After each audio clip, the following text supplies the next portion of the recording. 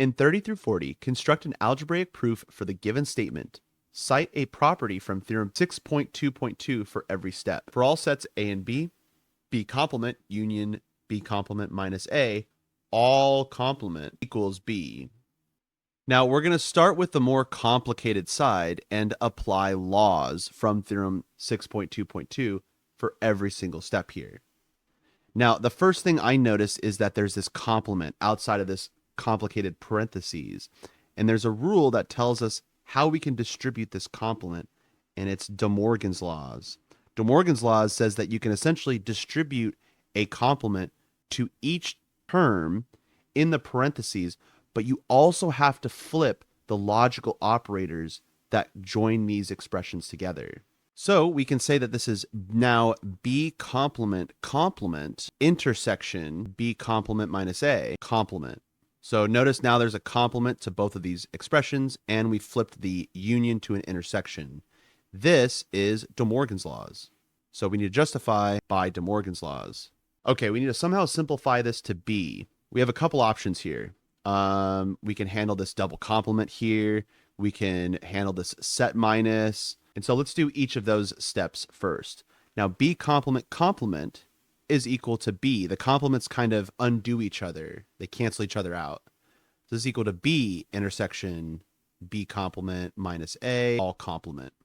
And that is by the double complement law. Now let's handle this set minus. There's really only one way you should handle set minuses, which is with law number 12, the set difference law, which says that B complement minus A is really the intersection of B complement and A complement.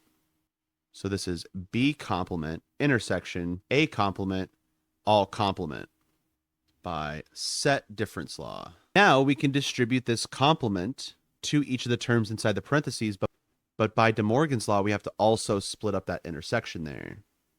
So let's apply again to get complement union A complement complement.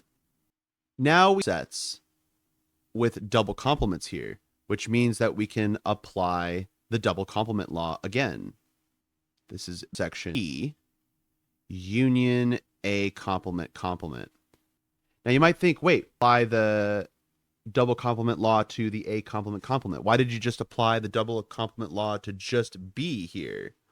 It's very important that each time you apply the law, you have to apply the law once. If you need to apply the law multiple times, then you need multiple lines with multiple justifications here. So we're actually going to be applying this double complement law twice here.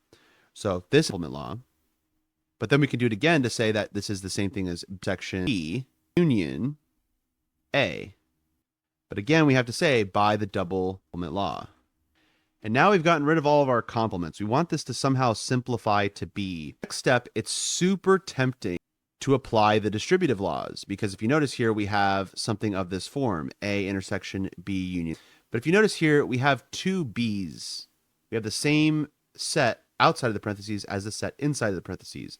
If you use the distributive law, which I did, by the way, when I was recording this video, and I wasted like 20 minutes doing this. If you do the distributive law, you're going to end up back at square one. This is a very special type of setup here, and we actually can't use the distributive laws.